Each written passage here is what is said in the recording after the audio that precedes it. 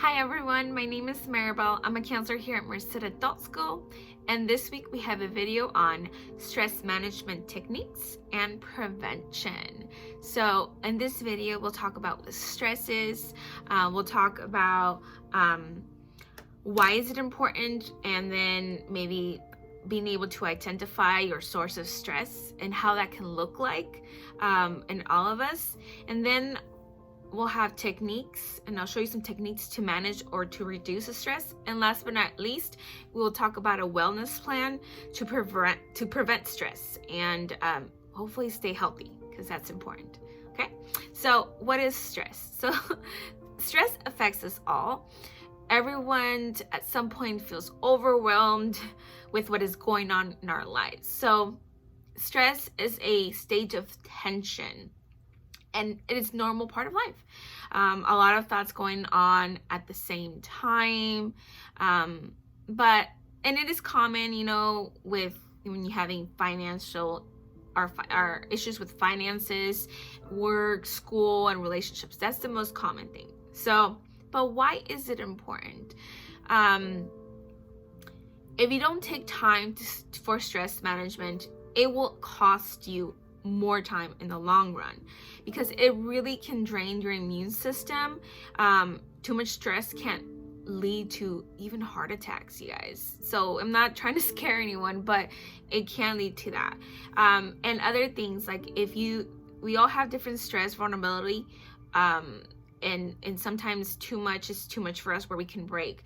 It can lead to anxiety, it can lead to depression, and you can have both of them. I've been there. And just other mental health issues. So it is definitely should be a priority in your life.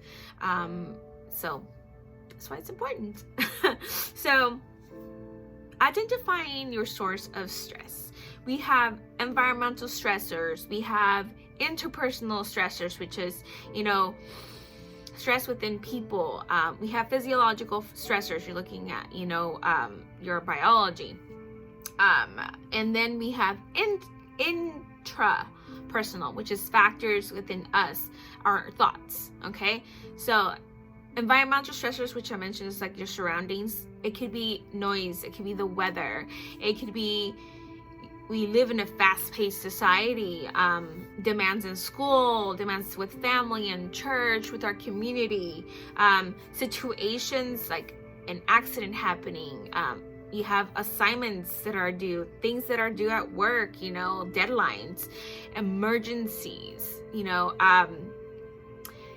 sometimes change, like you lose something or someone, you're moving to unfamiliar places, when you're studying, or your support changes, stuff like that. That's your environmental stressors. Your interpersonal stressors, which is, again, stress within people, just having conflict with others, relational problems, with family, with your partner, with your friends, co-workers, school personnel, if you work at school. And then we have physiological, like you can see you're lacking sleep, you're have an injury, you're eating a bad diet, because it affects your body, an illness. Sometimes that can be stressful, and I've been there a couple years ago. I had an illness and I couldn't figure out what was wrong with me. That was really stressful. It could be a pain, because of maybe suffered from an injury, or hormonal, like you're the hormonal time. So then we have interpersonal factors within our learned thoughts. These are all in our head. We not knowing how to say no, needing to be liked by everyone. I've been there. When I was younger, I wanted to be liked by everyone. It was hard. Have this negative and critical self-talk, extremely high expectations of ourselves, trying to be a perfectionist, and then having personal sensitivity to criticism, like we care what other people think, and it's all in our head. So that's interpersonal factors. So that could be our source of stress. It can be from anywhere. I think the most common one is the work one, but I feel like it's relational, in my opinion. That's just me though. So how do you know you're stressed out? You can look at physical symptoms, you can learn behavioral, and there's emotional. These are some examples, like headaches, weight gain or weight loss, sleeping problems, you have lacking energy, you're not being able to focus, you know, your breathing becomes a little shallow, you've lost memory or forgetting things, you know. Behavioral, you're looking at maybe how you're short fuse, you're impatient, you're avoiding others, like isolating, procrastinating, you know, everything gets you to cry. You cry easily. And maybe you start drinking or smoking and nail biting just because of, you know, being really anxious. And then there's emotional. You get really nervous, you're anxious, been there, right? You're sad and irritated and just overwhelmed. So how do you deal with all this? You know, that's how you know you're stressed out, if all that, that could be happening to you. Of course, it could be other things, but definitely that's something. But how do you bring your stress level down? So I'm going to give you some techniques. And then, like I said, there's a lot of little ones here that I use, and there's some of them that I want to try. So I've talked about some of these before, and then, so they're going to be kind of like if you've seen my videos before. But creating a morning routine. Remember, you want to set the tone. Sometimes we go straight into our social media and we get stressed out because we see what's going on in the world. Oh, the first thing my mom does, you know, is wakes up and watches the news. That's not a good way to start your day. So I would say if you're able to create a morning routine where you wake up and just think positive and have positive affirmations, or just, you know, if you pray, if you meditate, at least, you know, tell yourself, you know, the positive affirmations like today's gonna be a good day and I'm gonna do it, and you get your day started. So really creating a morning routine that is gonna set you up for a good day. And then number 2, build your support system. I cannot stress this enough. I talked about how to build your tribe in one of my videos. You know, it consists of friends, it consists of family members, it consists of maybe classmates or co-workers, it consists of people that you have, like your sweat brothers, like you work out, your gym people. It could be a counselor, it could be a mentor, it could be a coach. But you need that support system in different levels of different areas. Okay, so build your support system because they're gonna help you get through things. You can't do everything alone. Remember that. Okay, limit your daily social media time. I think that's kind of with, you know, creating your morning routine. Like, just set your time, maybe not in the morning, but set somewhere during the day, because you do want to check in how other people are doing, especially right now with COVID, you know. And so just only limit yourself to a certain time. And that's something I really want to work on, because I don't want to be staring at my phone and go to my phone and see what's going on in the world. I will check in once in a while, but not all day. Okay.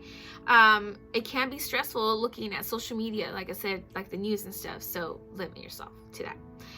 Find a way to acknowledge when you complete a task. So I do this a lot. I have a checklist. It really does help.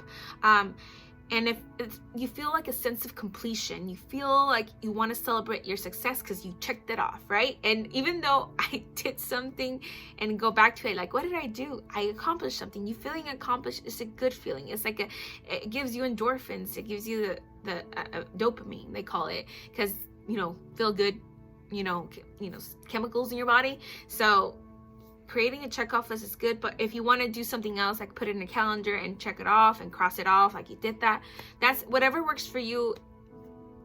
Whatever works for you, just do. Okay. You can foster and adopt a pet. Okay, you can if you don't have the money to afford and buy, you know, adopt a pet, then I would say volunteer once a week at a pet place. Oh God, I love dogs. I know some people who adopt animals that are in their end of their life, which is a big thing. They just want to be their last person to take care of this animal. But it really, you experience unconditional love with animals. They love you no matter what. Even if you're the worst owner, they will love you unconditional, and that cannot be found anywhere else. And of course, you wish you could find that, with a partner somewhere, but just the love of a pet, the unconditional love of a pet could help you through some rough times. Make sure you take care of yourself. Make sure you're taking care of yourself at least once a week, I would say. That includes with partners too, like self-care, like having a spa day, bubble bath, maybe reading what you love one night, because it fills your own love tank.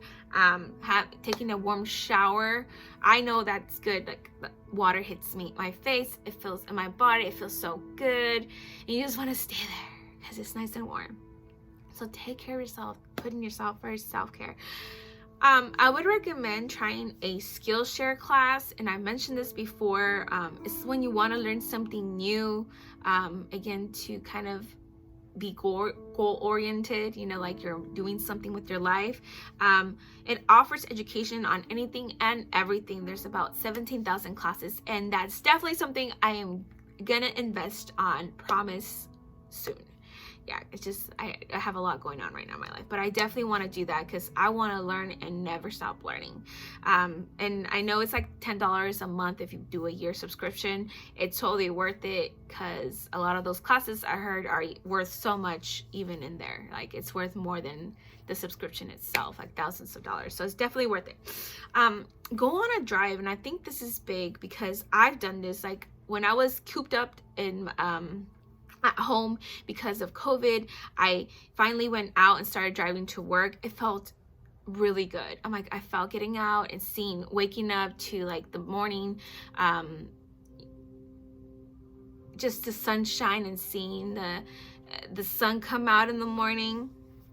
It was big for me, like getting fresh air, feeling the fresh air, admiring surroundings, watch the sun come up and or go down if you're coming at night, like that is so good. Even if you did it 30 minutes, once a week or 1 hour, whatever works for you, get out and admire our world, our environment, our nature. So go on for a drive. Regular exercise, I cannot emphasize this much because it produces endorphins, which help improve your stress and boost your mood. So it really can fight stress by you being fit.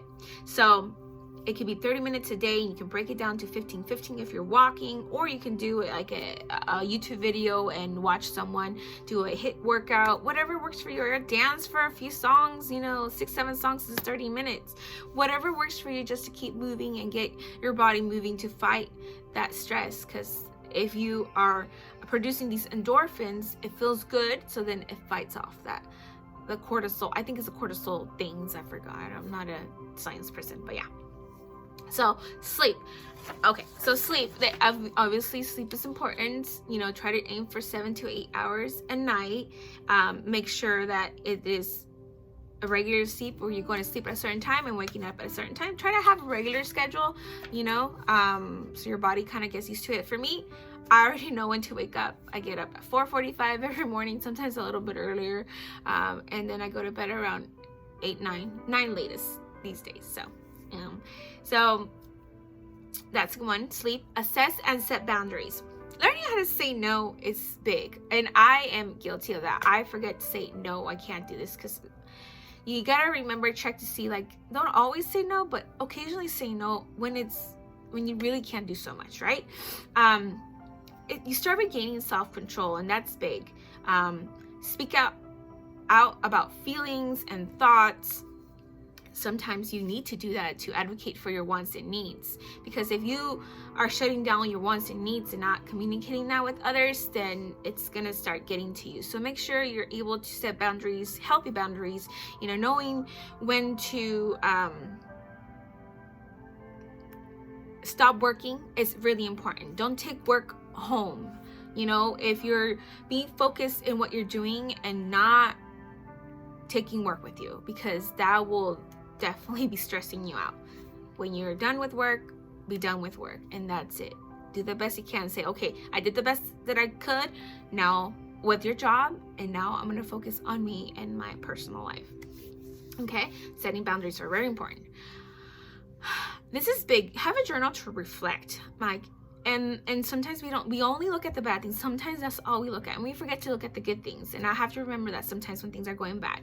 So journal to reflect anything that is good, anything that went well in your day, anything that might, you can also talk about anything that's bothering you, so then maybe you can bring it up later, you know, if it's for someone, if it's about someone. But usually you want to reflect on positive things, like what went well today, what are the few things that, you know, went well for me today. Okay, you know, I didn't fall asleep, whatever it is, you know, I had a great day, you know, like it was a nice pretty day. I didn't, you know, didn't cuss this day. Like I said, it's just looking at the positives, you know, like looking at, you know, like my health was good today. I felt good, had good energy today, because I think that's what I felt today. I have energy. So reflect that on a journal. Get yourself a journal. Have a stress relief toolbox. I have that, and I didn't realize I had one in my drawer. It's not a toolbox, but it's a drawer, right? It could be whatever you want to store it. When you're feeling down or overwhelmed, set yourself aside, and maybe when that's the self-care, and have funny photos of you and your family, or you and your partner.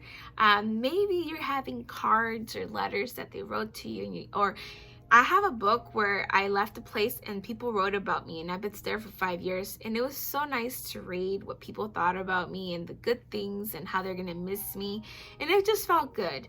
You know, love notes, it could be, like I said, cards or letters, you know, anything that's gonna make you feel good. You can even create your own toolbox about how awesome you are. Remember when you did this, remember when you did that. You can create it yourself, or you can just have good memories that what made you feel good, and you can like start collecting them, you know. So a stress relief toolbox where when you're feeling down, you can look at it. Spend time to get to know yourself, and I think that's really important. So become self-aware of what you love, what annoys you, your strengths. You know what you are and what's important, and that's really important. It's like, know who you are, you know. Manage those negative activities that are not serving you well. So like, it's kind of like nice when you can journal this and like what's going on in your life, right? And what you like this, I don't like this, I don't really like this, and just like get rid of certain people. Like maybe some people are not really making you feel good, and yeah, you've had them for a long time, but really they're not making you feel good, so why have them in your life, right? Unfortunately, that's it. And I've had to do that. You know, are you serving me well? No, if you're not, then I don't need you in my life, and I don't want this in my life, right? So relaxation techniques are important. Some people pray, some people do meditation, some people sleep 6 to 8 hours. I don't know, like people do yoga, tai chi, like whatever's gonna help you kind of relax. I mean, they call it, there's a muscle relaxation where you tense up and then you let go. You tense up different parts of your body and you let go. I forgot what they're called. Muscle relaxation, muscle tension. I can't remember what they were, but like whatever is gonna help you just kind of like reflect. And I think there are some breathing exercises that I forgot to mention. Yeah, deep natural breathing. Really done research on really breathing through your nose and out through your nose, everything through your nose, because it really gets into your whole body. So deep breathing. And I know that makes you feel good every morning when you're stressed, especially anxious about something. When you're so much in your head that you need to get back to your body and start feeling and not thinking so much when we're so anxious, right? And it's helped me so much. And trust me, you guys, I am a full person with anxiety. I have a lot of anxiety because I care about a lot of people and a lot of things. And I have to remember not to get in my head and get out of my head and into my body. But anyways, that's with the breathing exercises. So kind of goes with the relaxation techniques. So commit spending time with people who make you feel good and smile. Surround yourself with positive people. Anyone that loves and supports you and makes you laugh. It could be your partner, it could be your family, anyone. But that you have to make that commitment. When you know people recharge you because it just makes you feel good, make sure you commit to that. At least, you know, once every other week. Or once a week if it's your partner, right? And then keep that daily, when I said doing the journal, make sure it also is, your present to now and what's being real, and be optimistic and hopeful in life.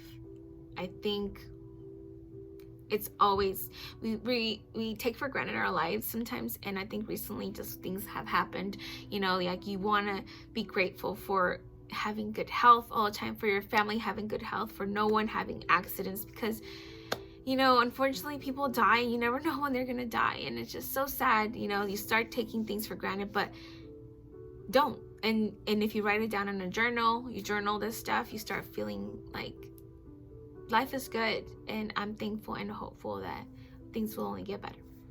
So, and last but not least, ask for help. Okay, you guys, you're not going to know everything. I promise you, you're not. I don't know everything. Not everything is my forte. So people love to help, and it feels good. So make sure you're able to ask for help. That's one of my passions. I love helping people. I love if someone tells me something they need help, I'll do my best to do, even if I don't know it. Like, I will look it up on YouTube and figure it out, just because I want to help them. And of course, I want to empower them and not just enable them on something, but I do want to teach them to teach themselves, and then just by providing a perspective. So ask for help when you need it. It's very important. Don't be stubborn. Don't think you know everything, because in life, you're not going to know everything. If you want to succeed in life, you will need help. I promise you that. So don't be afraid to ask for help. Okay.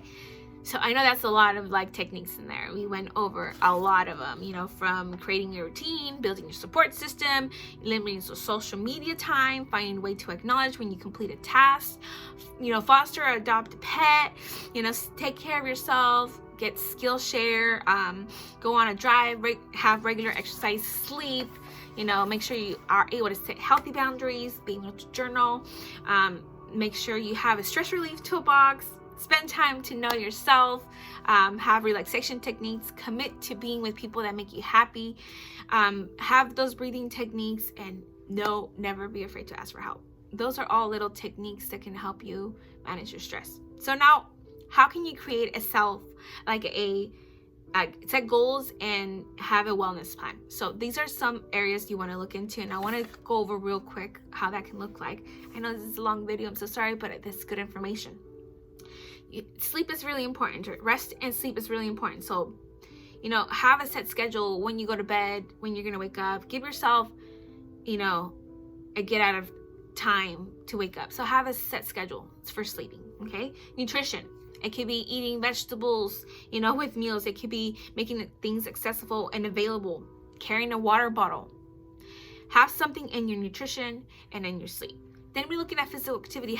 Be moving, walk. Even if you could walk only 5 minutes, start with that. Ideally, you want to work towards 30 minutes a day, whatever exercise, even if it's just walking or standing up and where you're at, whatever it is.